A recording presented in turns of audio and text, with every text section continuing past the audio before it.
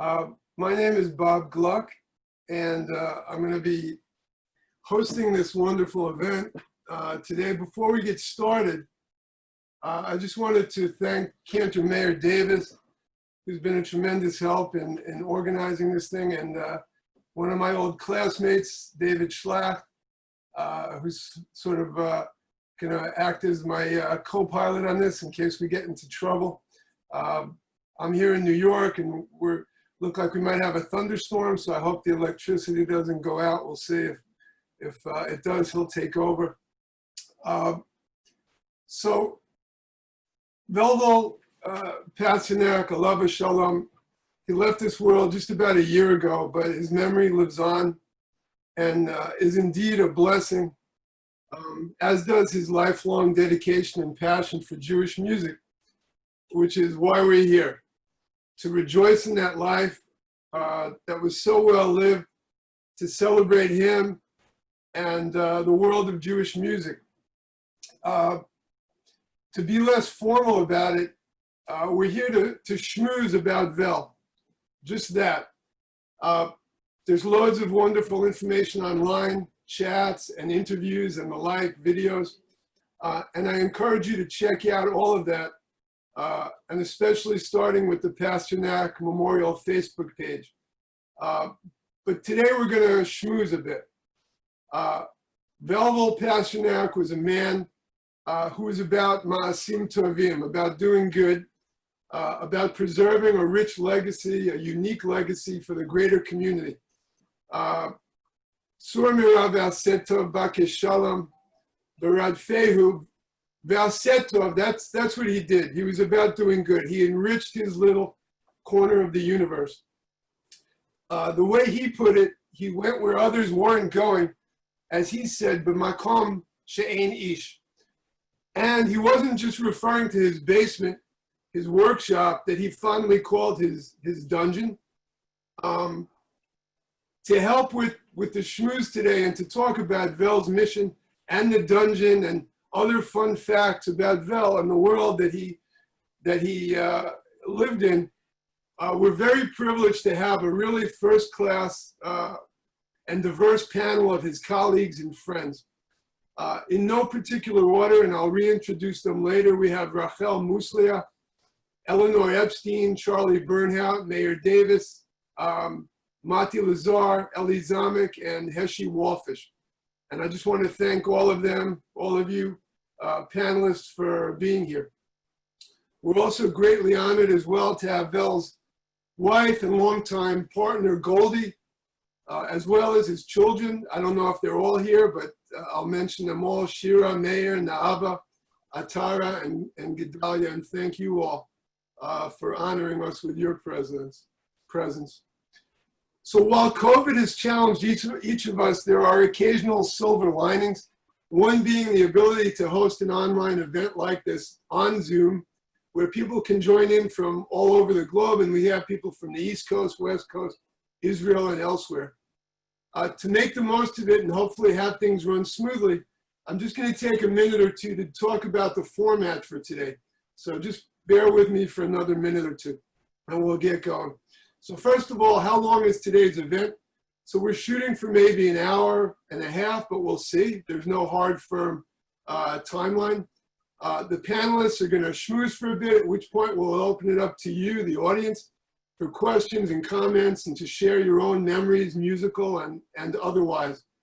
We have some of Vel's former students and others who knew him in one capacity or another, including my classmate Adele Glaser. I don't know if she's on quite yet. Who I just found out earlier today. I am on. Adele, how are you? Is the niece of Ben-Zion Schenker, who many of you will know, and Vel had Bob, my sister is here too, so she's also Hillel and niece of. All right, fantastic. Thank you, Adele. So that's tremendous. Many of you are familiar with. No, we're good. All right. Just before I turn it over to the panel, just on a personal note, I just want to say a word or two about Vel. He was my music teacher back in Hillel, and I think the most compelling memory I have is that he made music fun. I had taken piano lessons at some point along the way, which wasn't so much fun. He made it a group experience, and his enthusiasm was, you know, frankly contagious. Though I use that word these days with with some pause. And it wasn't just about the pshat of the music, if you know what I mean. He somehow keyed us into the deeper value and meaning. And that enthusiasm lives on with me and with my kids. And just one last thing, I showed a few of pictures of him when he was young, and my family, we used to watch Mitch Miller sing-alongs on TV, and we liked him. And somehow I always associated him and the Mitch Miller look, so that was kind of interesting. All right, Yalla, we're going to move on. So let me reintroduce our panel, and I'll ask each one of you, when I introduce you, if you could just say hello and wave to the crowd. So first is Cantor Mayor Davis, who was the longtime chazan at Kehillat Jeshurun, known as KJ in Manhattan, the largest Orthodox synagogue, where he took over for his famous cantor father, Abraham Davis. Before that, at Sharei Tefillah in Far Rockaway, my old neighborhood. He has several albums to his name, including Shabbat for starters. His last album was in 2010, which was a very personal musical memoir titled Bridge of Generations. He was also co-founder with Mati Lazar, another one of our panelists who's here with us, of Teku, one of the pioneering Hebrew jazz rock bands of the early 70s. Next, we have Rachel Muslea, who is an award-winning journalist, author, speaker, singer, and educator.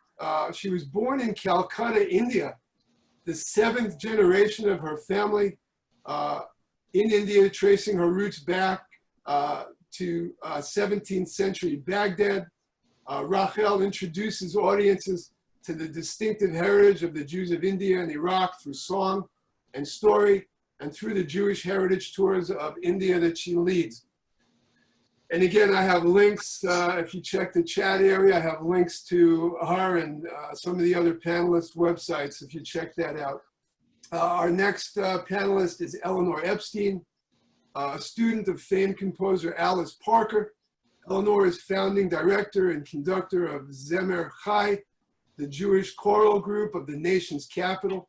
She works internationally as a guest conductor and artist in residence, including at the North American Jewish Choral Festival and as a consultant to congregations far and wide.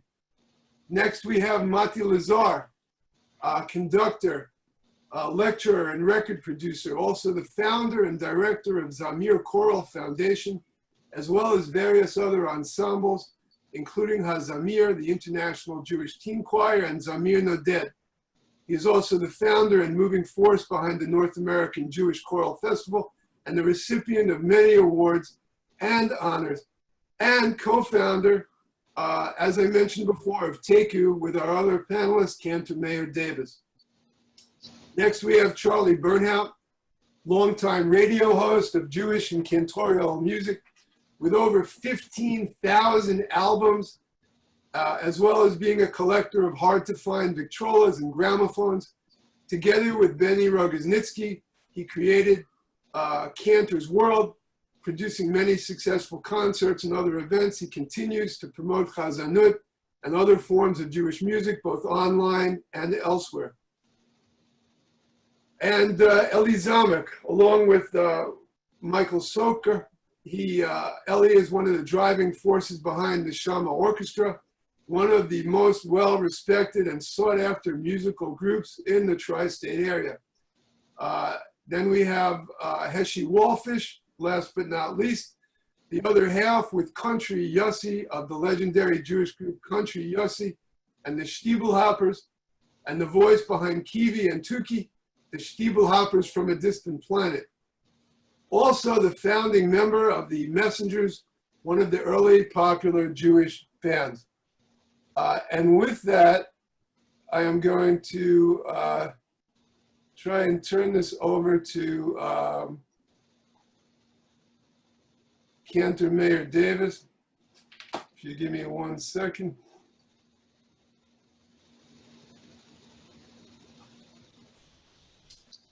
All right. So, Mayor, why don't you start this off? If you can unmute yourself and take it away. Okay. Let me just get this way. All right. So, you know, it's interesting. First, the way I met my friend, the musicologist, the music aficionado, the very interesting fellow, he was my hand doctor. I had a little trouble with my hand, and we started talking while he was examining me. And before he knew it, we were into Jewish music, and that's how we started our friendship. This has been a very exciting project, really, for me. You know, when Robert approached me about what he wanted to do, I thought, wow, I know Vel a long time. And so I'd like to kind of start this by saying and relaying to all of you a conversation that Vel and I never had, but probably would have had. And that conversation is the following. On Thursday night, we had a little telephone get-together, a Zoom get-together with the panelists who decided we were going to be talking about Vel. And it just went on and on and on because we all wanted it to go on and on and on. And really what kind of developed at the towards the end was we were talking about this legendary figure. And the conversation that Vel and I did not have, but probably would have had was, and tell me if this sounds like Vel, if I would have known I'm such a legendary figure, I might have been able to charge a few more for those books that I was trying to sell all over the place. Ich bin a Pashut Yid. I'm just a simple Jew who would like to make some sort of impact, and I want to be able to cross over in Jewish music and open it up to everyone. And just by looking at the participants today and how he was able to cross over, to parts of Yiddishkeit and the Jewish community that generally don't even talk to each other that much. So he was able to be very, very comfortable with Hasidim, with people from Cage, alternatives to Jewish education, reform, conservative, reform, and he was able to really bridge the gap for a lot of these people and just spread the word of Jewish music and the heritage that he loved very much. I, of course, knew Vel from, my God, the 1950s, when he was my camper, where he was my counselor in Camp Winsaki, along with Marvin Bashkowitz. And I didn't know that he was involved in Jewish music at that point. But then over the years, our paths crossed. He knew my family, he knew my father, who had something in common with him too, because my father also started in his dungeon, where my father was the first one to make Nusach records to teach people all over the world how to daven for Yom Noraim. So I have an affection for these basements in this area. He was such a wonderful, wonderful character, and I consulted with him on virtually every major music project that I was ever involved in. And I just felt privileged to know him. I'm proud to say, as some of you sitting in this virtual room, that I've gotten down to that dungeon a few times. And they were very special, warm moments for me. And of course, I never got down to that basement without going through the hallway and the living room and having some kichel or some cake and being greeted by his life's partner in every aspect of his life, and helped make what Tara became, Tara Publishing. And that's, of course, Goldie, who, no matter what kind of a mood Vel might have been in, Goldie always had a smile on her face.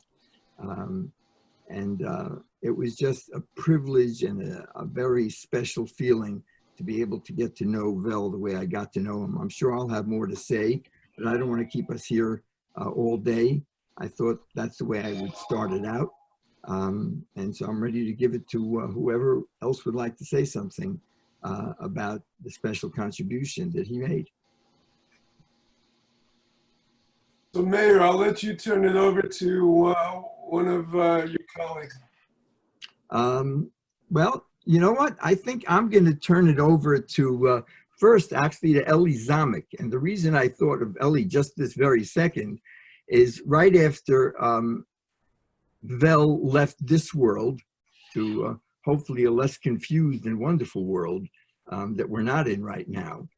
Eli and I spoke because our go-to guy for what's the origin of this niggin, how does it really go, was no longer available to us on that level. And so Eli and I used to talk all the time about Nigunin and about Vel, and I had a great deal of respect for Eli as well. And so here he is, Eli. Well, you kind of said everything very well, Mayor. Obviously, Vel was our mentor for many, many years, all of us. I explained at an earlier meeting that I remember him when I was a camper in Highlight, and just this tall, kind of debonair looking person with fancy shoes that I knew he was involved in music, but I didn't really know much more at the time. And other than playing the piano, I had no dreams of being in Jewish music. Little did I know that my life took me there. And in the last 30 years, I did have a lot of contact with Vel and Goldie and Gedalia and the whole family. We worked on some projects together. I've been down in the dungeon many, many times. My head didn't go as high as Vel's in there, but we were okay. And obviously, the one thing that comes to mind about Vel always, is that he did not get stuck in the problem areas that Mayor alluded to in terms of different segments of the Jewish population. So when he's talking about music, he's talking about Jewish music, which runs the gamut from everything that Mayor said, left to right to middle to up to down. And he wasn't a fan of all of it, but it was important to him, in my understanding, that this is all part of who we are, and he has set himself the goal to keep a record of it. I honestly did not really understand why he chose it or why it chose him, but I don't know anyone else that does it. His records, we talked about specific pieces, we talked about way things went, we talked about chord structures. He came to us at Neshama many, many, many years ago and said, Eli, I want to make a record of generic Jewish wedding music that can appeal to anybody under the sun. And towards that end, I took a copy, I hope you can see it. We created this CD called Mazel Tov, which is exactly generic in terms of it's lively, it's wonderful, it has a ceremony, two ceremony tracks, it has a klezmer track, but he was able to sell, not us, he sold more copies of that CD across the country than we ever dreamed possible, because he understood the thirst for Jewish music that he could impact on, and we loved him for it. I was very, very sad when we lost Vel. It was very, very, very tough, even though we didn't speak hardly every day, but he was always there. In our mind, in Mayor's mind, in Heshi's mind, he was always there, and he's not there, and that hurts. And I hope it's a nechama to the family. And I'm going to pass it on, Mayor. You go. Thank you. Anyone, Robert, like to? I'll let Ali. Do you want to pass it on to one of your? Yes, I'm going to pass it on to Mati. Mati, you're on. Thanks so much, Ellie. Great to hear those memories, and Mayor, you too, of course. You mentioned his Vel's being a real mamish Klal Yisrael Jew, not only in the music, but in an interpersonal way. There was no kind of Jew that could not get along with Vel and that Vel couldn't get along with. It was a very impressive, non-binary, any kind of choice. If you were interested in Jewish music, if you were interested in having a conversation with Vel, he was available to you, and a lesson taught with humor is a lesson that always sticks, and he had plenty of humor, as we all know. I want to stress another point about Vel's Juilliard education. Here was a musician who not only could talk about the different Hasidic sects and tell you what the nonsense syllables were from each different sect, and the fact that he could get along with every Hasidic sect shows just what a Klal Yisrael Jew he was, and as a model for them too. But Vel was so knowledgeable about all kinds of music, Western music as we call it. You could talk to Vel about Mozart. You could talk to Vel about Beethoven. You could talk to Vel about any composer. You could talk to Vel about Jewish composers who were Jewish composers, or Jewish composers who were born Jewish composers and had to suffer the indignities of European anti-Semitism, like Felix Mendelssohn or Gustav Mahler. He had a perspective from a world perspective of all parts of Jewish history. And he was a real maven about Jewish history and a maven about all kinds of music. I once had a great conversation with him about the notion of teshuvah as it related to the classical sonata allegro form, which is basically ABA. And when you return to that A, it's an aha moment. And he could go anywhere in any kind of conversation. And for me, as you alluded to it, Ellie, if you had a question about a piece of music, where did it come from? Who wrote it? What did it originally sound like? If you needed a chord chart for it, if you needed an instrumentation, an orchestration that didn't go too far, but went just far enough. I remember talking to him about, I did a recording for the Bubba for Hasidim in 1973. And we talked about what's authentically Jewish as far as orchestration is concerned. He had it all thought out. If you wanted to have a guy who could raconteur, be a raconteur and be a scholar in residence. If you wanted to speak to someone who was giving and just a personal friend. He was our mentor, he was our friend, and he was our inspiration. And when you talk about someone who's irreplaceable, Vel, that was you. Thank you, Monty. That was wonderful. All of you, really. I'll let you pass it on, if you would, to Sure. your colleague. Eleanor? Thank you, and thank you for inviting me to share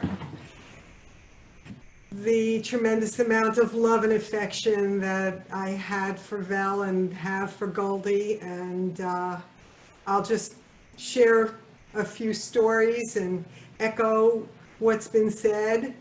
I met Vel at the North American Jewish Choral Festival in person, and that was many, many years ago. I was very, very excited to meet him because I already knew who he was. I had seen him lecture at Rutgers, and it was so hysterical that I was literally falling off my chair. And I owned 2 books, Israel in Song and More Israel in Song. So I knew who he was, and it was just very exciting to meet him in person. At that point, of course, I didn't know what an influence he was going to have on me and on my work, on my life, on my relationship to Hasidic music in particular. And I didn't know how fortunate I was going to be just to have Vel and Goldie as friends and as people to look forward to seeing every summer at the North American Jewish Choral Festival. So I feel like I just want to share 2 quick stories out of many that I could tell. At the beginning of his books, Songs of the Hasidim, Vel includes in the books quotes from the Hasidim about music, about melody, and about song. One of them, which is my favorite, I feel is the one that really sort of, for me, sums up Vel, and it is this. In reality, for those who understand that which they hear, a song tells more than a story. And I believe that was Vel. I think he understood what he heard, and it told more than a story to him. And I think it became his life's work in whatever way that he could to make sure that that story was told and transmitted to us and to the generations after us. And of course, this has already been said, he had such a charm, such chen, and such humor in the way that he would talk to you that it was very easy to catch what was underneath all that, which was his tremendous, intense passion for this music and for these melodies and for that world. Some years ago at the North American Jewish Choral Festival, I did the morning community sing with Vel. I wanted him to teach one of these Hasidic tunes to the entire group, hundreds and hundreds of singers, and he agreed to do it. And I asked him which song. I asked him, how are we going to choose a melody? Maybe the best way to do it is for you to tell me some of your favorites, I asked him. Or do you have a favorite or some favorite melodies? Then we can start with that list.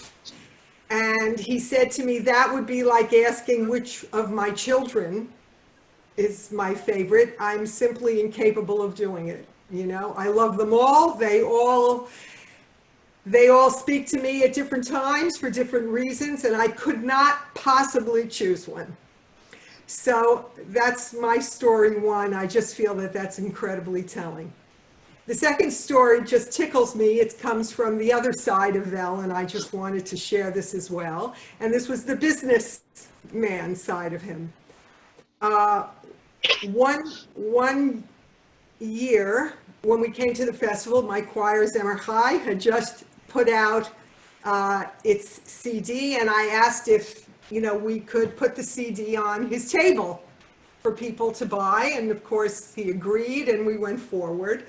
And a day later, I see him in front of the table, and he says to me, Eleanor, tell me about the cover of your CD, you know, and of course I'm very partial to the cover and the artwork, and I went into this whole misa about how I found the image and the picture and all of this. And he says to me, he says, well, what about the title and your name and everything? Yeah, I said, yes, I found a graphic designer, and it was very artistic. He says, art smart. Artistic schmartistic. Nobody can see the name of your choir. Who cares about the picture? Nobody can find it on the table. When you make a CD, Zemer Chai, it has to be in bold letters with your name. I can't even find it on the table. When people come over to ask me where it is, I don't know where it is. I heard about So I will stop there. Of course, I could go on, but I will stop there, and thank you again, Robert, for giving me. I'm going to go down.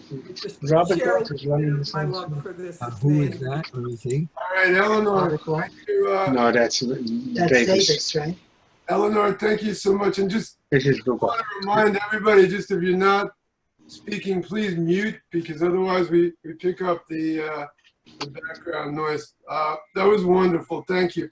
Can I ask you to pass it on to one of your colleagues? Sure, Rachel, do you want to go next? mute yourself. We'll stay in that little thematic groove from the festival. Thank you so much, Eleanor. Thank you. I'm so honored to be here with everybody. I have a slightly different way that I came to meet Velvel. I first met him in 1991. I was writing for the Long Island Jewish World, and I went to do a profile of him for Jewish Music Month. That was the first time that I heard about the dungeon. And for those of you who have not been there, you can read my article, which Robert kindly posted. This is how I described it. First of all, Goldie was the one who led me down the stairs, and she told me that it was called the dungeon. There were shelves and shelves of tapes and songbooks around an old piano and a computer on which Velvel did all the graphics for the music. He spent about 16 hours a day in the dungeon, which is next to Goldie's laundry room. So that's just a little visual of what I saw. But really what I saw and what I heard and what I tried to convey in the article that I wrote was in Velvel's own voice.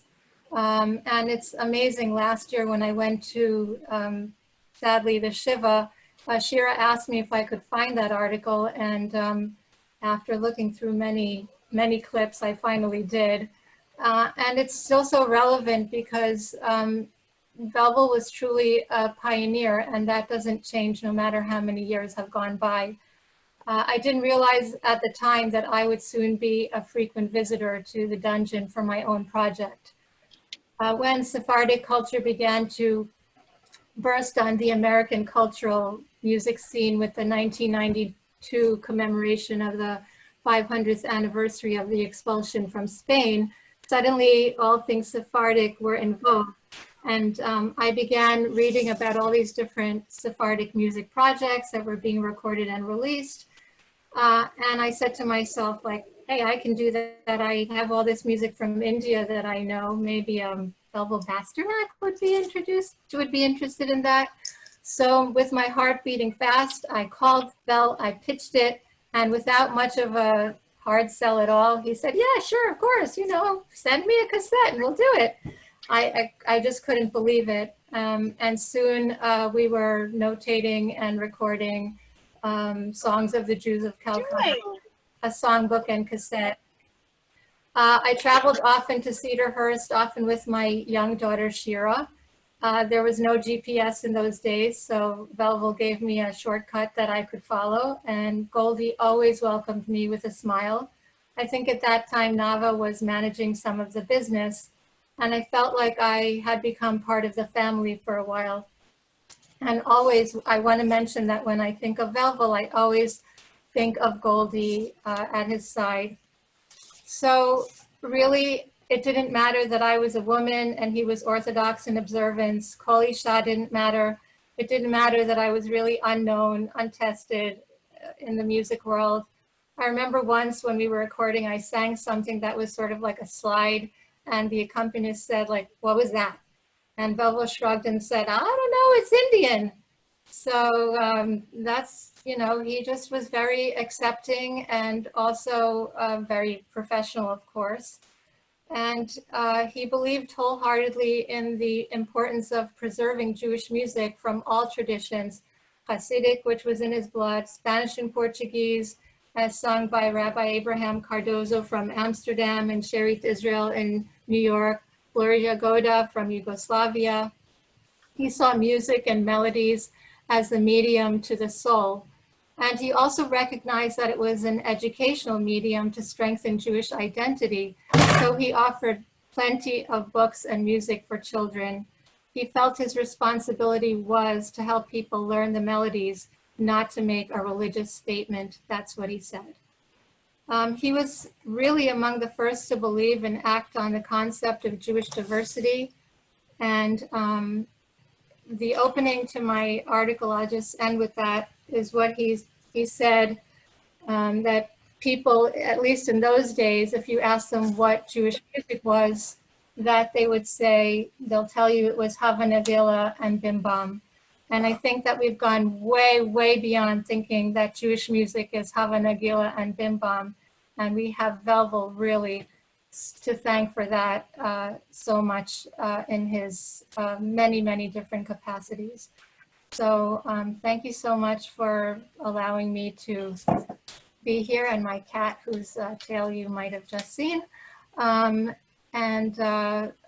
just really, I hope you read the story. It'll give you an insight in how Velvel started out and really what his beliefs were. Thank you. All right, thank you so much, Rachel. And just before we turn it over to the next panelist, just two things. First of which, I think Mayor Davis might have something to say about the Bim Bam reference. Mayor, do you want to comment on that? Yeah, unmute yourself. Yeah, actually, thanks for bringing that up. So it's very funny. I spoke to my aunt a couple of days ago. Is the Bim Bam you're referring to this? Bim Bam, Bim Bidi Bam. Bim, Probably. right. Shabbat Shalom. That was written by my uncle Naftali. And, no offense. No. I'm not offended at all. What's interesting about that, of course, Vel knew Naftali very well. And I asked my aunt, you know, in fact, did he write that Bim Bam song? And he says, Yeah, and that Shabbat Shalom. One thing he did not write in that was Shabbat Shalom. Hey, he didn't do the hey. That the kids did on their own. And he said, actually, he never liked to take credit for that. He says, because that was a little nothing. That was, he liked to think of himself as a serious composer. And so, right, so that's what the Bim Bum was. First, I'd like to go to Heshi Wallfish now, and then there's some other things I'd like to say about Vel, my recollections. Hello, everybody. I hope you can hear me. I met Vel about 50 years ago. We had just formed, Yehuda Isaacs and I, who was my partner in forming the Messengers Orchestra, had been playing in various bands for a number of years. We started very young. And over the summer of '67, we decided, the Rabbi Sons had just come out with their groundbreaking record album, and we said, let's make an album. That sounds like a good idea, right? Not having any idea what was involved in doing that, but it sounded like a great idea, so we said, let's do it. From the time of thinking about it, which was the summer of '67, until literally sometime in 1969, that's how long it took us to really get around to getting it done. We put together some songs. I wrote some songs. We had some other composers on the album. Ellie Kranzler was one. And we said, how do we go about making a record album? And Yehuda suggested, actually his older brother, Henry Isaacs, suggested that we go to Vel Pasternak. Henry was a friend of Velvel's, contemporaries. And he said, Vel will know what to do. So we trekked off to Velvel Pasternak's house, and downstairs we went. In those days, it wasn't a dungeon. I don't think it was called the dungeon then. We were just in Velvel Pasternak's basement. Yes, there were shelves and books on the wall, and there was that piano, that upright piano. And that was my introduction to Velvel Pasternak. And I had heard the name, and I knew that he was an authority on Jewish music. And the interesting thing was that Jewish music at that time was really just starting to evolve into different sounds, and it was really starting to take on the character of more American music. And we, as young musicians at the time, which, just as a sidebar, back then was a rarity and a novelty to see young kids playing music. I mean, the wedding bands at the time were all older musicians. There were 2 or 3 known bands, and that was really it. And then there was this small cadre of young guys, 10, 15 young fellows who were playing music. And we were starting to bring in the sounds that we actually grew up with, which was more rock and roll music, more popular music.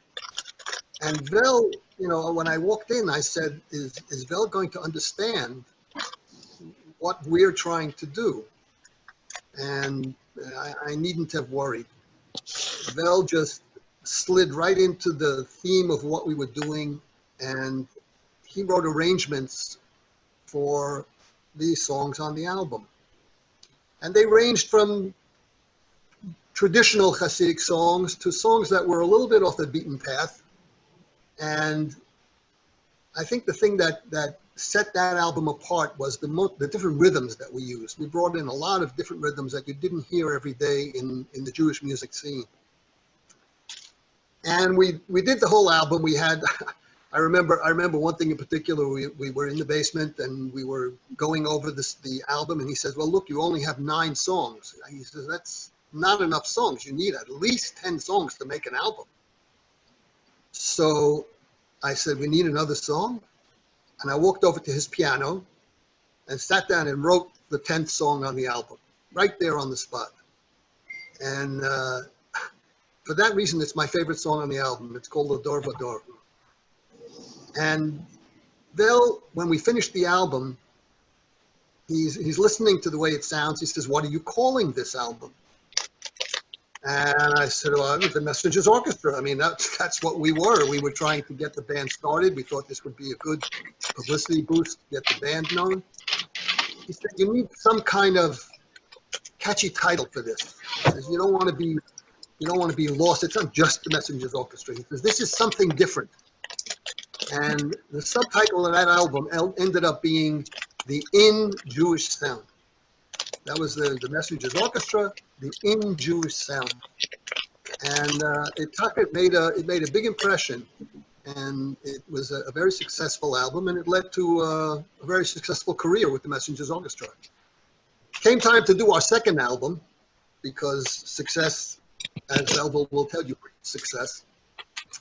And for whatever reason, I don't remember exactly why now, Vel was not available to put in the time that we needed to do the album. So this was, again, 50 years ago, being the brash young guy that I was. I said, well, if Velvel Pasternak could arrange an album, I can arrange an album. And I sat down to try and arrange this album. And there were a few phone calls to Vel in between to go over a couple of things that had me stuck. But we did manage to get the album out, and albums followed after that. And Vel was always so supportive of everything that we did. He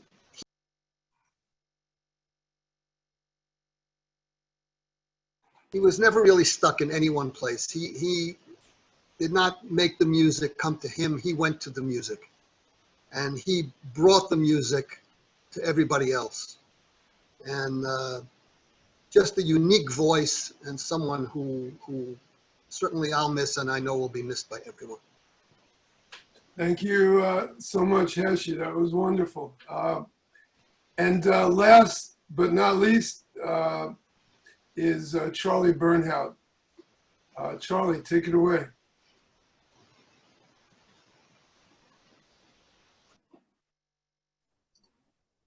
Can you hear me?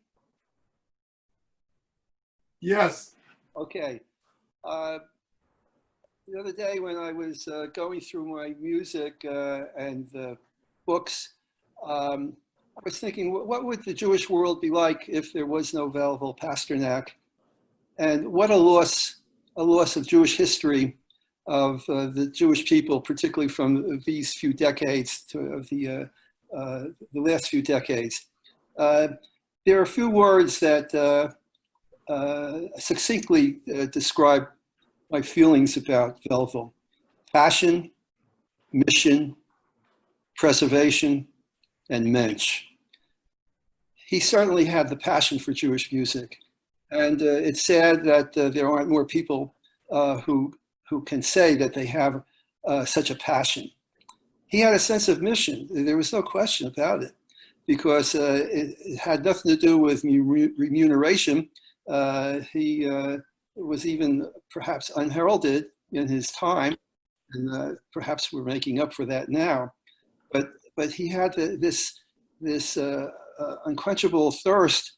I remember a couple of years ago when I was at one of the Zamir conventions, and Velvel was there with Goldie with their booth. And throughout the entire few days, Velvel was sitting there with a small tape player and headphones, and he was notating what was playing on that cassette. And he was capturing it for the future. He had that ability, and he wasn't going to sit there and get involved in small talk when he could keep going and preserve that music. So for preservation purposes, if he didn't exist, who would have preserved all this wonderful, wonderful music? So that was such a fantastic thing that he did for the Jewish people. And as a mensch, I mean, he was a real mensch, that's for sure. I mean, it was always a pleasure to see him and Goldie, and to see their dedication to the cause, if you will. So I was thinking, just as an aside, I was listening to this record. I guess it's backwards there, but it's a treasury of Hasidic song that was from around 1960, 60 years ago. And I was thinking, how about if we had a Velvel Pasternak Memorial Choir? Moti, I don't know if that would work, but in my love for Chazanis, the one thing that you see about all the great cantors from the golden era, they sang in choirs when they were young children, and something became embedded in their minds, in their souls, in their neshama. And it would be so great if we could have a revival of choirs to accompany Chazanim, and it could be an interesting project for Velvel's memory. So it was great that Bob, that you put this together, and it was great hearing all these little stories, and look forward to joining in on the schmooze. Charlie, it's a great idea to have a choruses accompanying Chazanim. Unfortunately, you probably have to talk to the rabbis who aren't so crazy, when the shul presidents who aren't so crazy about it. Chazanim, I'm sure, would love it. And this is, of course, a time when choral music is a little bit waiting for Mashiach, at least Mashiach ben Yosef, to come back. I want to say one word about when I created the North American Jewish Choral Festival. My main goal was to have all my friends get together for a few days and see what they all had in common. And no one was a better representative of that than Vel. Vel, of course, was a fixture along with Goldie at the booth at any convention there ever was. But watching him set up at the Choral Festival was an amazing thing. It was like watching a Rebbe attract people who didn't even know he was a Rebbe. While the boxes were still being unpacked, he was inundated, and Goldie was inundated by people. They wanted to, they were looking for Zemer Chai's album, I know. And they were looking for whatever it is they were looking for, whether it was printed music or tapes or anything in the middle. But people were attracted by the personality. They knew that, yes, he could take dictation about anything, whether it was just a melody or whether it was chords or whether it was instrumentation.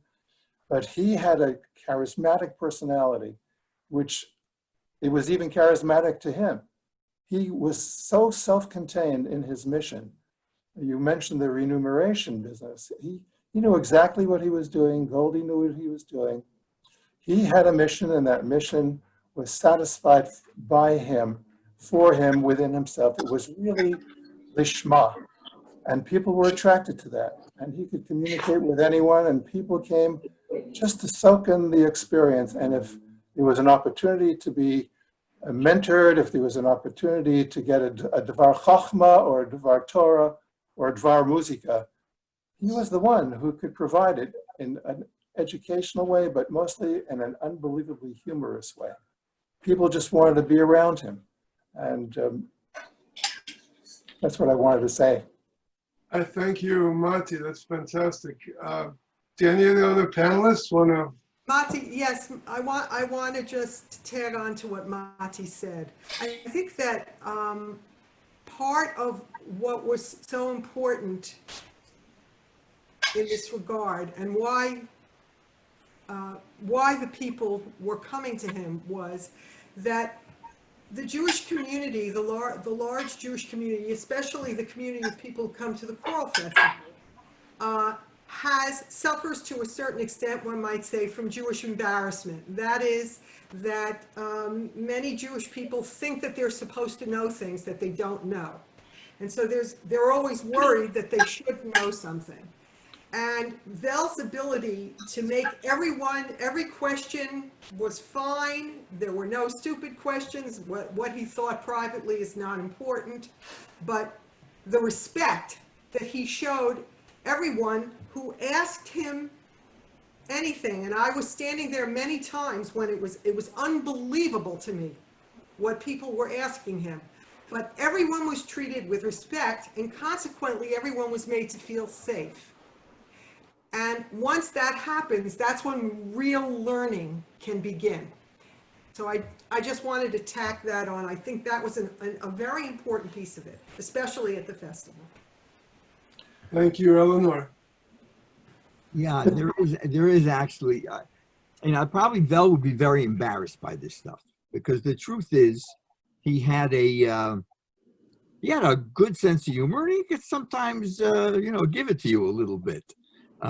Even though he was very warm to everybody, and sometimes Sometimes he did get what I called klutzkashes, you know, and he was a klutzkash, somebody who just really wasn't very knowledgeable in certain areas. I try to, there's a story that I think of. I had a Zeta who I loved very much, who was a chassid, but came from Polish background. And every once in a while, things would bother him, and he would, there was another sect that bothered him very much. He said, these guys are the worst, and they're terrible, and they have terrible habits, etc., etc., etc. I said, Zeta, how can you say that? You married somebody from that sect. He says, I couldn't help it. I loved her. And that's the kind of person Vel was, that it was very hard to do what he did. Charlie and I have something else in common. Charlie and I, when we're not doing this, we were in the commercial real estate business. And we used to go to conventions one after another. And it's very, very hard. Goldie, you can certainly attest to this, for you to schlep these books and schlep these records from convention to convention to convention, to the HomoWack, to Cleveland, to Chicago, to New York, to Long Island. It was really a big, big, big job. It was hard. The day-to-day schlepping and thinking and negotiating and all that, it's very, very hard. But he always kept his eye on the ball. He loved Jewish music, and he was going to do anything he could to perpetuate. And what he did, nobody else can do. But what a legacy. That's what we all kind of live for, is a legacy. Some legacy.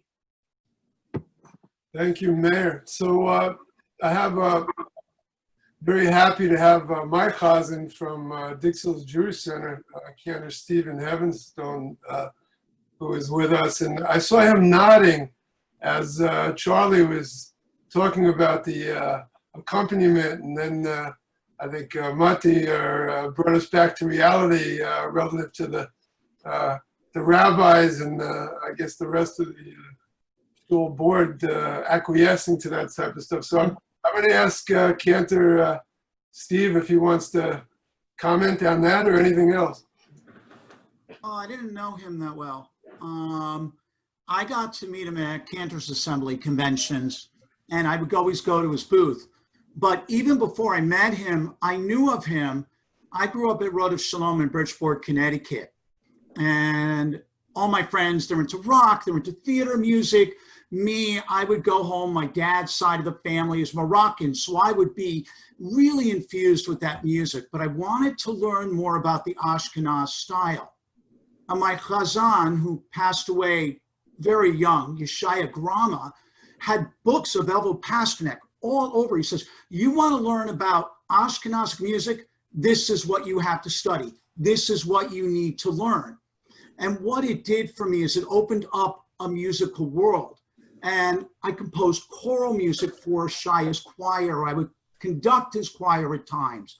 And I grew up with that. And I would take Velvel's music and the things that I learned that he transcribed, and I would incorporate some of those styles into my music, also incorporating some of the Moroccan styles.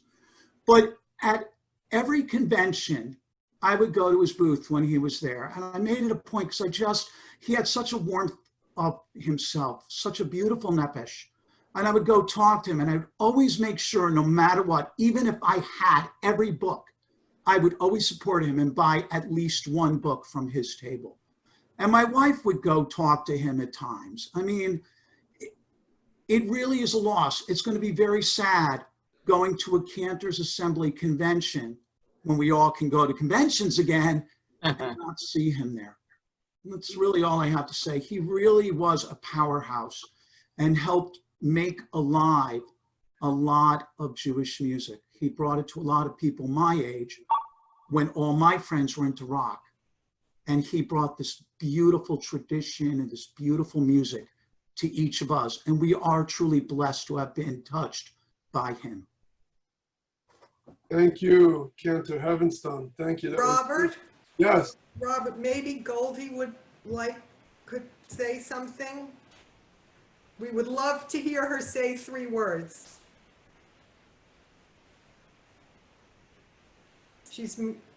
Goldie, unmute yourself.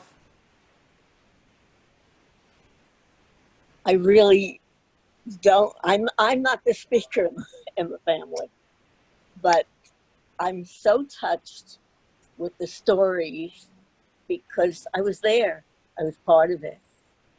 And it was really, really very special. I just picked up the first book that he had done, Songs of the Hasidim, the red one. And I read the dedication, and it was dedicated to me and thanking me for it wouldn't have been done without my support. And it's true that when a couple is on the same page, they have the same goals, and it worked. I enjoyed what he was doing, and from the very, very beginning, I appreciated what he knew and was doing, and I had the background also, you know, a little bit of piano, a few chords on the guitar, I played the Hillel. I was into Israeli folk dancing at the time. But whatever it was, we had the same goals, and it worked. But hearing and seeing all the people, they were part of our lives. It's like an old movie coming to life. And I have lots of wonderful memories.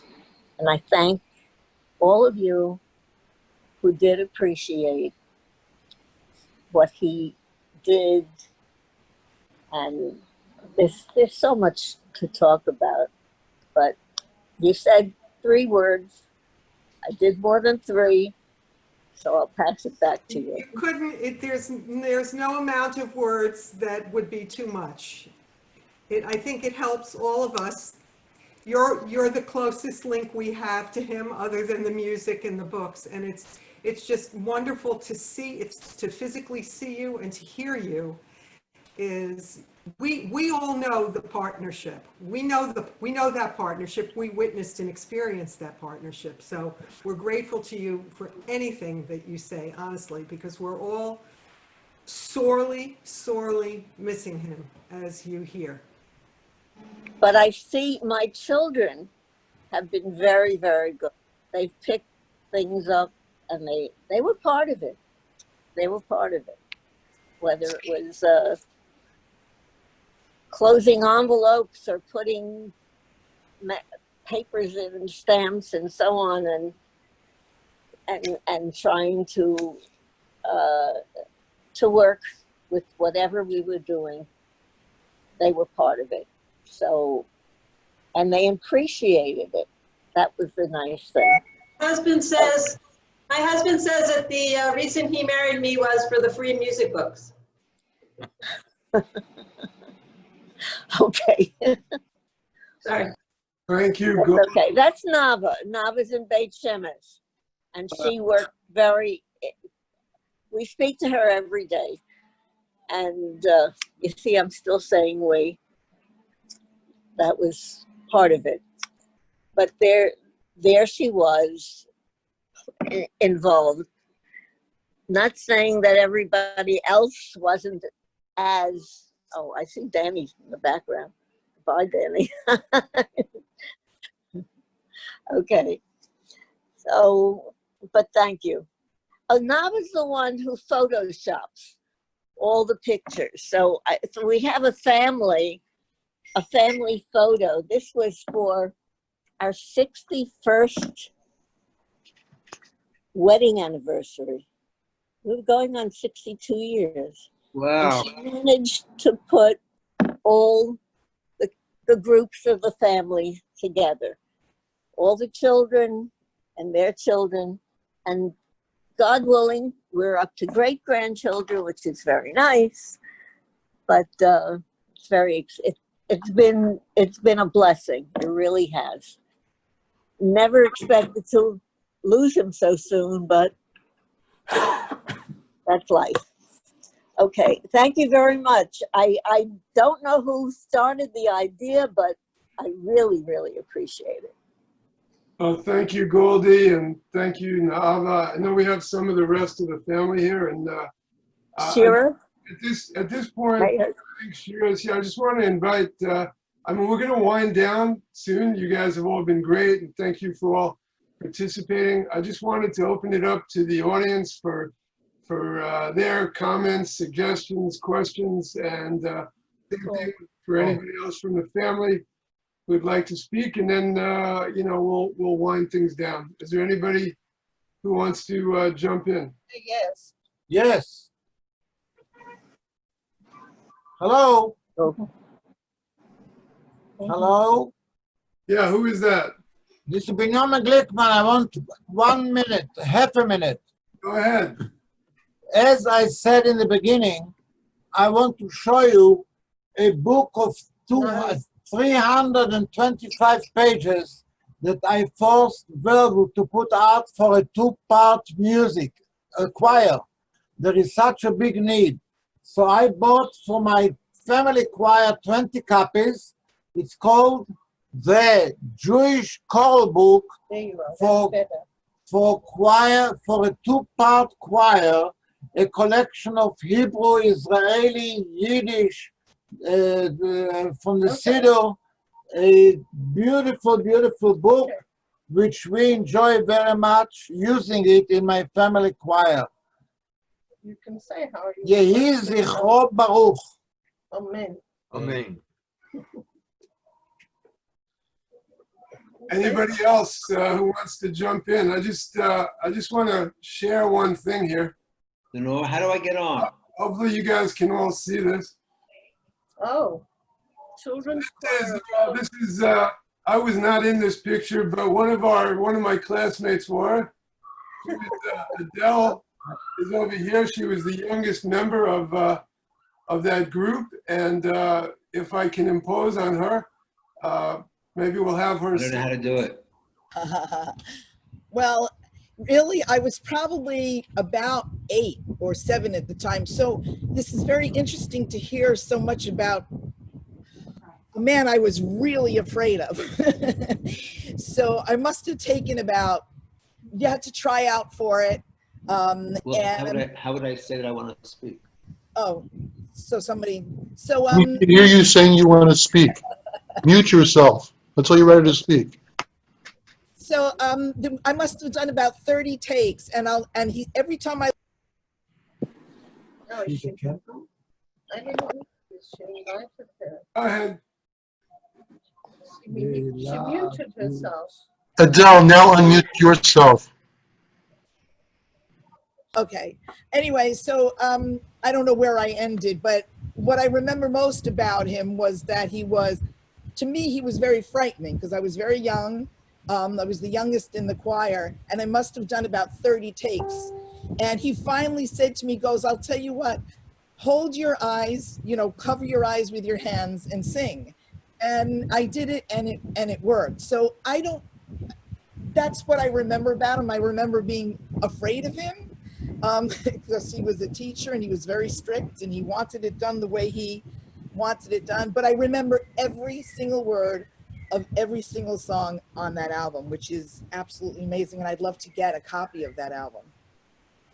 And, I think we mentioned the other day when we were speaking, we actually found a copy on eBay. I don't know if it's still available, but we're going to have to track that down. Old. No, it's old. Somebody actually bought it. Yeah, somebody bought it. I will say, he was a perfectionist. Yes, he was. And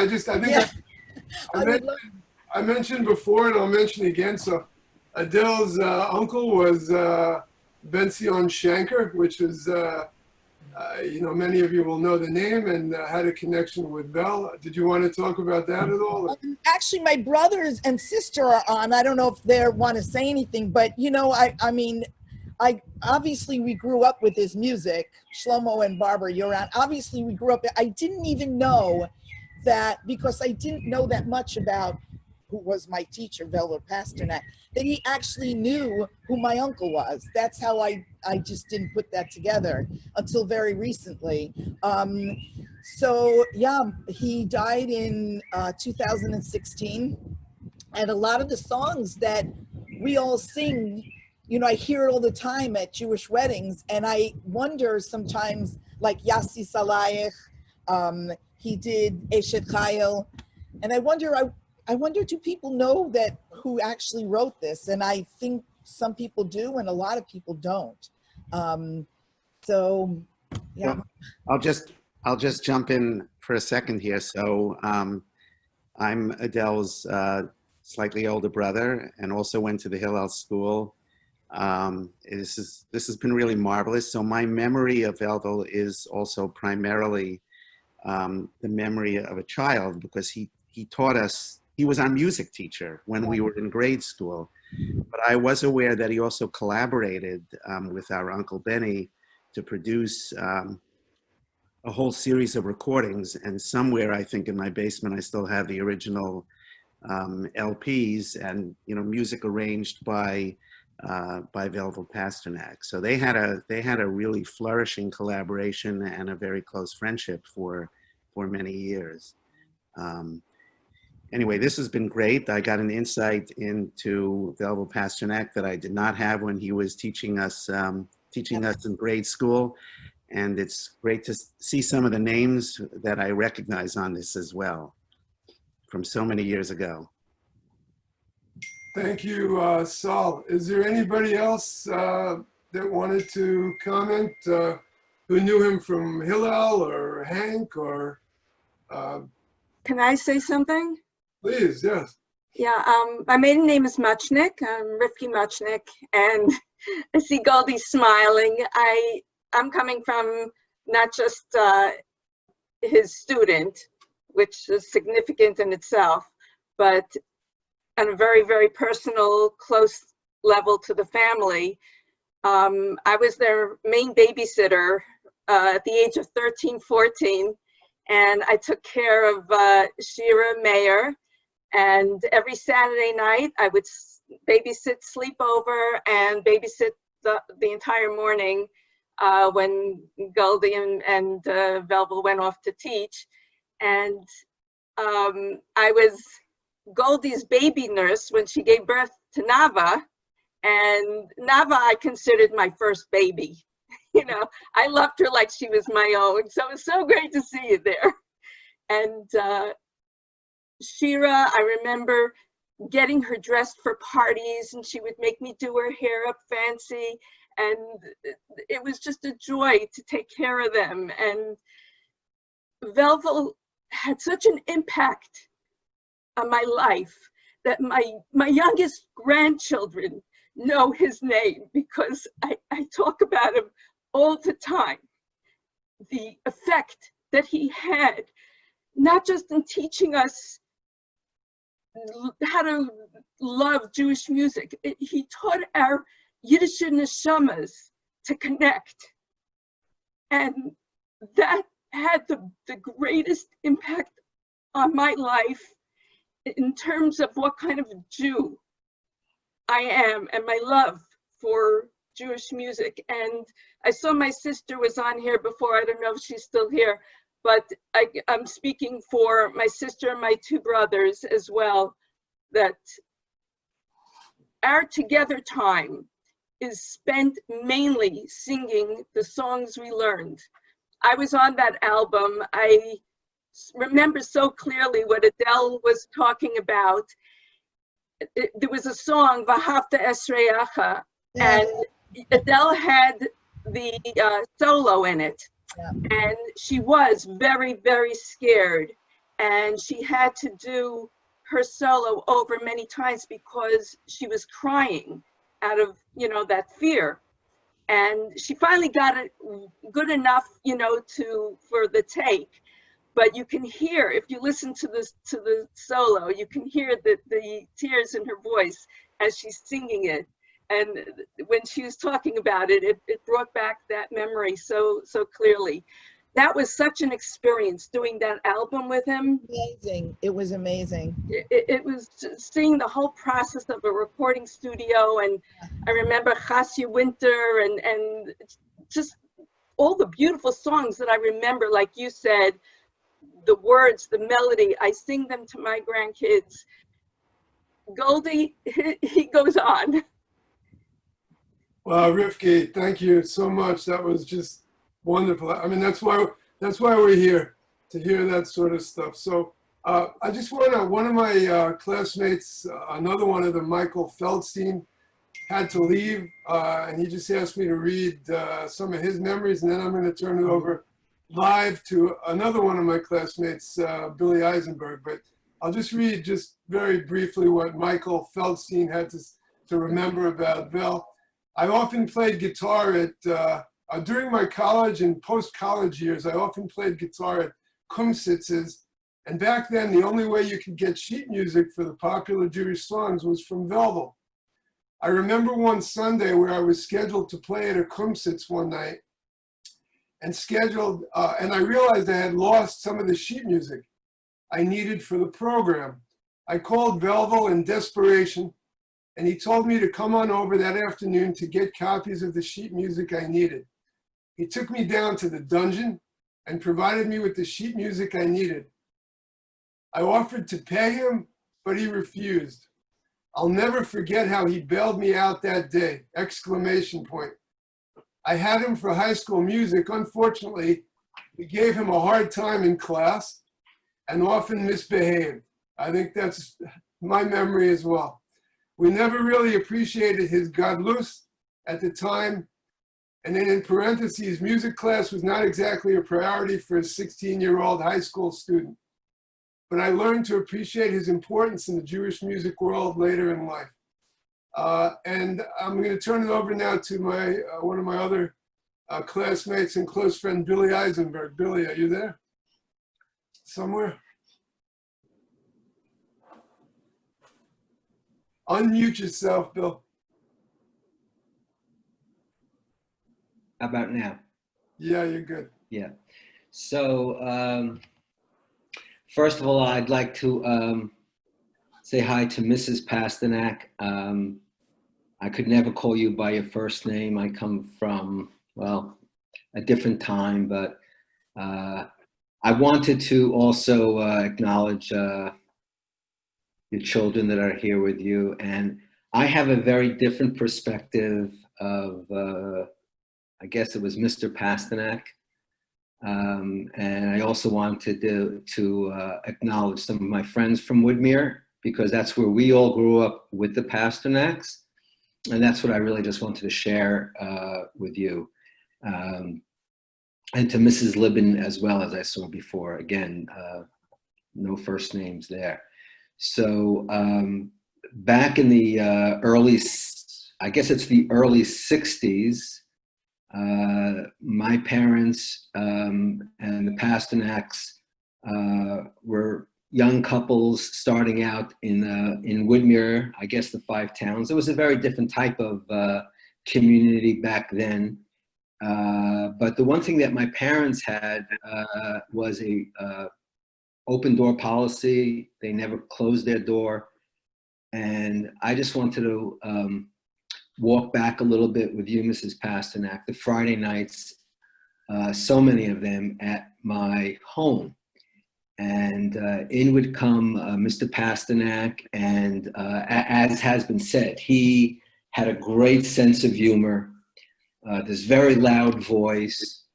And I always used to say, well, you know, his first name, Velvel, and my first name in Yiddish, Velvel, only a few people knew, but sometimes I would take a lot of pride in knowing that that we shared that in common. But the one thing that really stood out in my mind is that my parents, who were not musically inclined at all, would love to sit and hear Mr. Pasternak and his bride, Mrs. And several other couples, the Silversteins and the Libins, and many other couples, sit around a Friday night table for tea after the meal. People would always walk in. There was always laughter. There was always humor. I wasn't always invited to these meals, but I certainly was told many times to go downstairs and get his first book. The Songs of the Hasidim I remembered very well, where it stayed in my house. And I do remember, again, my parents never sang Eshet Chayil, that he would sing it. People, my father, who didn't read Hebrew that well, he would come along to sing it. And it's been many, many years now that my father still sings Eshet Chayil to my mom, and I think that's really the music lesson that you, Mr. Pasternak, gave to my father. I only knew that he was from Toronto, but I never knew the breadth of his work at Columbia and Juilliard. He was such a humble man in that sense, that I would say to all of us here that he never mentioned that, or at least not around the table. And we always knew that he was the one who was going to preserve the Hasidic music. At that point in time, he had not even written his first book. And I do remember when that first book came out, I remember going to the house and packing up these big books. They were very heavy. And Mrs. Pasternak would just take them and show me where to put them in the trunk of the car. And I just wanted to tell all of you who are, I guess you consider Mr. Pasternak his mentor, as has been alluded to. We only had him for one period in school, and so it was always like kind of a break, but I always felt that I had to pay, to be a good boy and to pay attention, because he was a family friend. And Mrs. Pasternak, I know you remember all those Friday nights. Yes, that's the book. That's the book. And it stayed right to the left of my father's Victrola. And on many a night, Friday night, I was the one who was asked to run downstairs and get it. And he would lead a choral singing around the table, even though none of these people could really hold a tune. And it was always, excuse me for a moment, it was always Goldie and Velvel, I think they call it. I don't remember ever hearing the word Vel, but it was always Goldie and Velvel. And I remember my parents, who did not come from a musical background, they enjoyed his stories, they enjoyed his music, and my fond memories of Derby Avenue and the Eisenbergs and the Silversteins and the Libbyns and so many go back probably half a century. And it was really just a wonderful, wonderful warmth that he brought to all of us on Shabbos night. So I just wanted to acknowledge you and say hi to you, Mrs. Pasternak. My parents are well, and I'm sure I'll get them a tape of this as well. So those are my childhood memories. Hey, Billy, thank you so much. Really, that was incredible, and just a very different perspective on who he was and his legacy and all. I think we'll wind things down. If Bob, it's Charlie. Go ahead, Charlie. I could play some of the selections from the Treasures of Hasidic Song if anybody wanted to just stay on for a few minutes after everyone closes. While you play that, I'm just going to, he had more than a legacy in the world of music. I'm just going to share a screen while you set that up. All right. Okay. Charlie, do you have any music of Velvel singing himself? No, not that I'm aware of. But if you check the link, there's a couple of things on Spotify I put in the chat. One of them is the Siddur Melodies, and I think there's also Passover. But the Siddur Melodies he's singing with a kids choir. It's very nice. I have some choir music. It's not him singing alone. I have like this. I can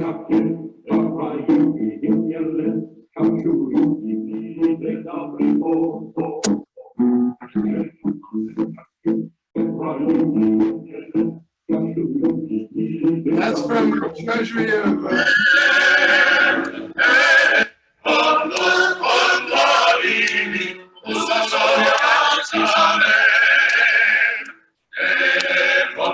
Balance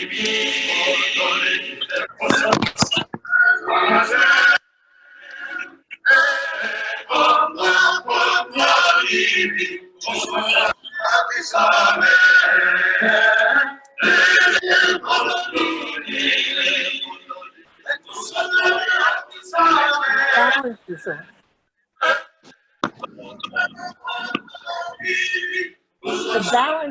The balance is off. The balance is off. Can I You're say not two hearing- things? Hi. Bob, can I make a comment? I'm child number 3. I'm the sandwich. Older sister, older brother, younger sister, younger brother. Nava. I just want to thank Robert and all the people who put this together.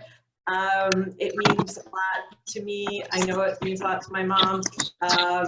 And it's wonderful to hear all your recollections and what you thought about my father's legacy. To me, he was just dad, and I miss him.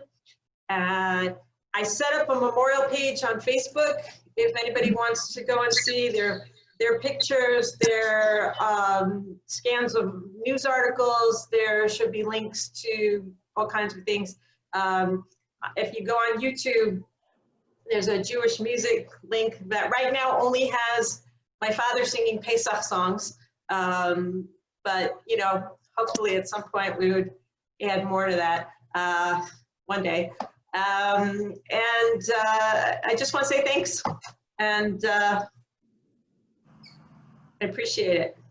And so does my husband, who's lurking behind me. I also want to thank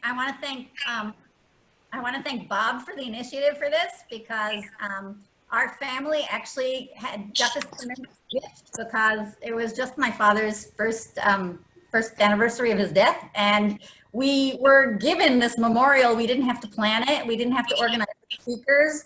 All we had to do was show up and hear these amazing stories. So that's really, really special for us. And thank you for your perseverance and your effort. And it really means a lot to us. It also really means a lot that this actually started out as a Hillel school reunion, because this is a class that was above mine, but I'm a Hillel elementary school graduate. My brother Gedalia is a Hillel high school graduate. And I can tell you that growing up as the music teacher's daughter wasn't so cool. And I never really knew if people appreciated my father or didn't appreciate my father. And it was only when I was at the Shiva in New York last year, because I was in Israel for the beginning and then I joined for the last 2 days of Shiva in New York, that my classmates who I hadn't seen in 40 years appeared at Shiva to pay their respects and to say how much they liked music classes and how much they enjoyed that experience, which was news to me because I had walked around for most of my life thinking that my friends were all suffering during music. And they not only remembered the Jewish songs that my father taught them, but they'd tell me that they remembered my grandfather's clock and that they remembered my high silk hat, and that they had all these songs that they carried with them, whether they weren't Jewish, and they remembered them fondly and they remembered my father fondly. So it means a lot that this actually was a Hafter initiative and that there are people here who remember my father fondly, not just from their professional acquaintances with him, but also from those days where they were his music students. And thank you very much. Thank you all for being here. Thank you, Bob, for your organizing this. It was really, really special. Listen, thank you, Shira. Really, it's been wonderful, and it's a labor of love. So thank you very much. And just on the theme of Hafter, so this did start out as a Hillel reunion. I don't know, I lost track already, but a month or more ago, and we had people who hadn't been together, seen each other, spoken in over 40 years, and we got together, and it was wonderful, and we've had a bunch of initiatives that have flowed from that, and this is one of them, and you know, it's just incredibly wonderful to have it come together like it has. On that theme, I have another one of my classmates. We have I think Susan wants to say a few words. Susan Wagner, take it away. Hi. So Shira, I was going to say everything you just said, which is You could tell from my voice, I was not one of his favorite students. He actually had me stand in the back and just mouth the words, and I really don't blame him. But we, as has been said, as students of his, we really didn't appreciate everything he had to offer us. But I always felt great when I sort of entered the secular world that I knew all the songs that everybody else from the secular world knew. So that's just a testament to your dad. But I wanted to say something about Robert Gluck, which is that this all started, and it's really a real shout out to Hillel, which is what we call it, because we were long gone by the time it was merged into Hafter. But Robert started this because unfortunately one of our classmates passed away from COVID. And it happened to be that classmate was a good friend of Robert's, and Robert contacted me if I could sort of get involved through the Alumni Association. And then one thing led to another, and Robert was able to gather all of us, 1971, 8th grade, 1974 high school, because we only went to high school for 3 years.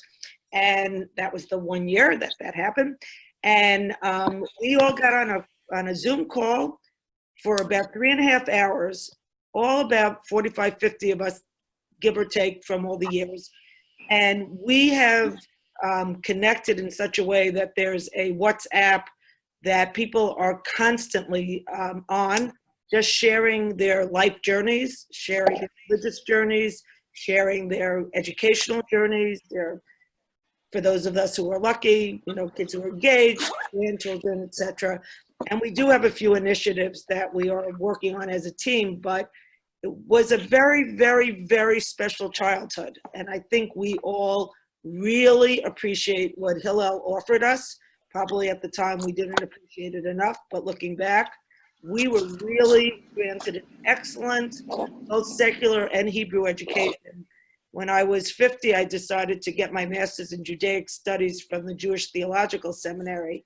And I will tell you that my Hillel background was just perfect place to start from.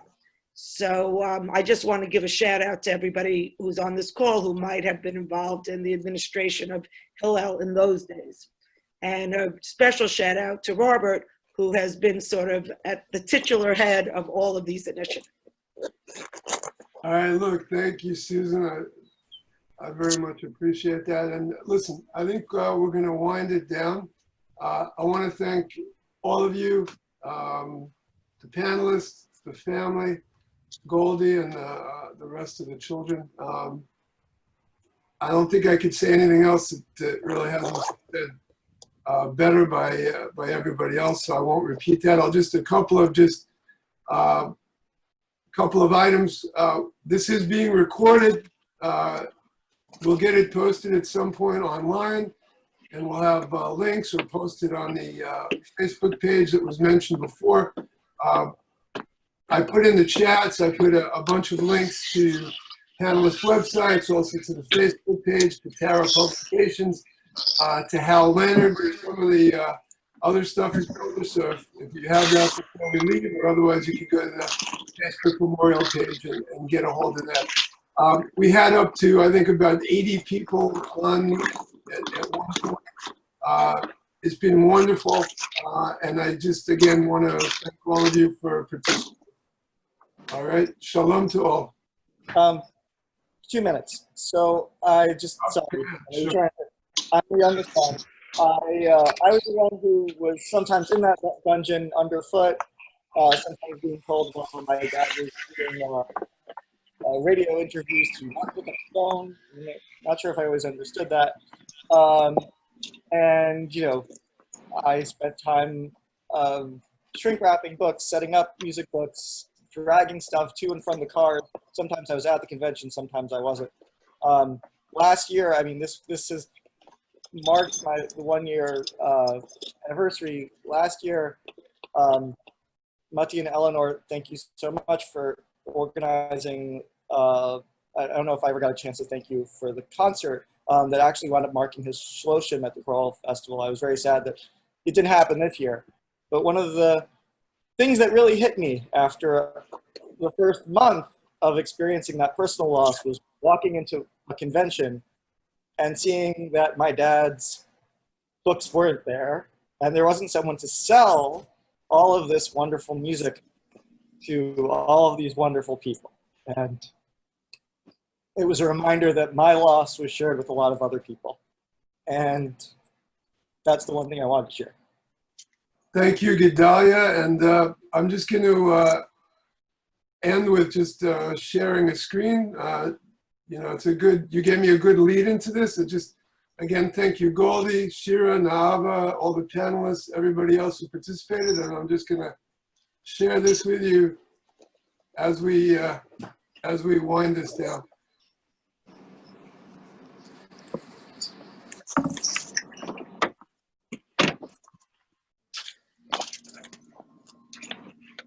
All right, and with that, I'm going to say shalom, unless there's anybody else who wants to say anything, and have a wonderful day, and stay well, everybody. Thank you. Robert, this is, you saw the first book, but there was a last book. This is the last book we published, the Jubilee. It was 50 years that that Tara Publications was publishing all this wonderful music. And this was the 50th year of Tara Publications, and we published a Jubilee songbook. And it's as heavy as the first one, but it has lots and lots of music in it. So it's still around. When was that published?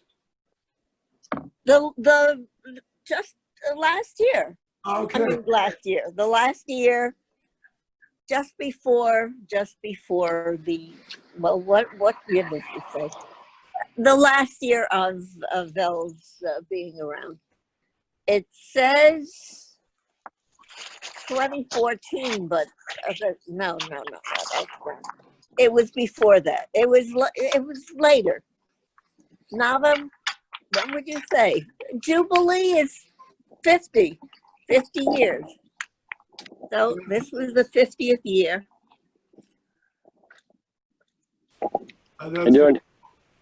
Okay. Thank you for sharing that. All right. Thank you.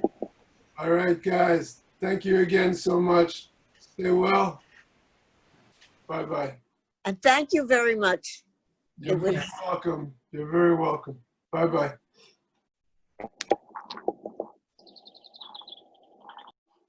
Hey, Matt. How are you? Oh. Okay. Oh, now I do. How you doing? Oh, hi, Goldie. Have you been? Is this an edition? What? How long do you have that fancy beard? Well, I don't know, about since I'm 18. Oh, I didn't really. Yeah, maybe. Ivan Miller, you know, of Florida, not him, the other guy, Ivan Miller. What about him? There was a time when Mayer wanted to look older, so he grew a beard. Yeah, well, I remember that happened when Vel was first starting out, and the people in the chorus were older than he, and he wanted to look more adult. You know where it really started? We were at Camp Winsaki, and Rensselaerville was having a bicentennial of the community. It's not far from Albany, and everybody was wearing a beard. All the nuns. Okay, that's how I remember him. Yeah, that was in the day of Woodstock. Wow. The day of Woodstock, we were down in Baltimore, and he was, we were at a friend's wedding, and we had to get out of, we were a mile away from the farm that it was at, and the roads were completely blocked, but there were back roads that went through Pennsylvania, and that's how we got down to Baltimore. But, what a gorgeous picture that is! Wow. Yeah. So of course if he didn't have the beard in that picture, he'd look like he was a teenager. Well, I have a few of those old ones. Goldie, where's your picture from those days? Hi, how are you? Goldie, where's your picture from those days? There are a couple around of us. with me wearing a size, well, not the size 2 that the girls are wearing today, and 0. How are you doing? I'm good, thank you. I was looking for a book of the music of Calcutta, and I didn't pinch out for a bigger view. Oh. Well, I still have 1 or 2 of the books. I can send it to you. Oh. I was remembering, originally, Hermes wants to say hello. Your neighbor on Derby Avenue, the Hermeses. Okay. Yeah, so we're just saying hello. You guys were here before. Oh, how you doing? If anybody wants to see, here's my mom. Oh, that was junior high school. Why did you tell me like 2 seconds before? I thought you were going to do it on your phone. Beautiful. Thank you, Nava. Hi, everybody. Hey, Nava. It's a nice way to see my family. Oh, there's Mayor. Okay, so Yep. Robert? That was probably one of the very, very last pictures. But Nava has a way. That's in the rehab. She's very good at Money, there are money. Nobody's ringing the putting bell. the I hear whole bells. family in one place. I Nava's did good at already. I did. photoshopping. Every time I click on it, it comes to The this. sky. So even though we're continents apart, she puts us all together. Nava, shalom. Goldie, who took that picture? Which? The one we were just next to? The one that I had? The one that we were just seeing. Nava, The one that you were Barbara's here seeing, next to me. someone that we met at BCI Where's Danny?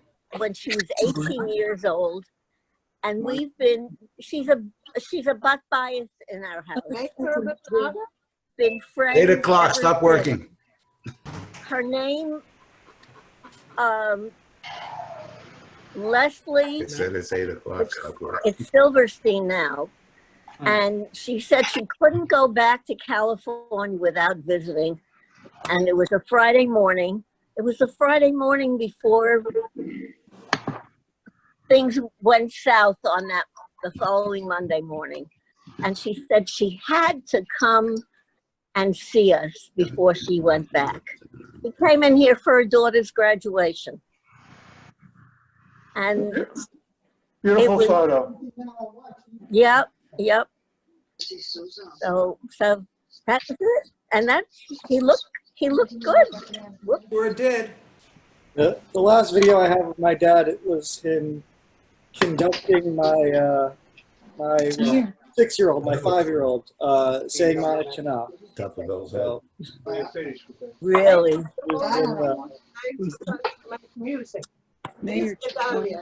Hello, Bob.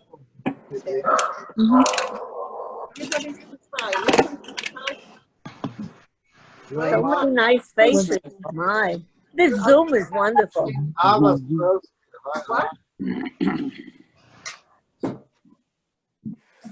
Golden.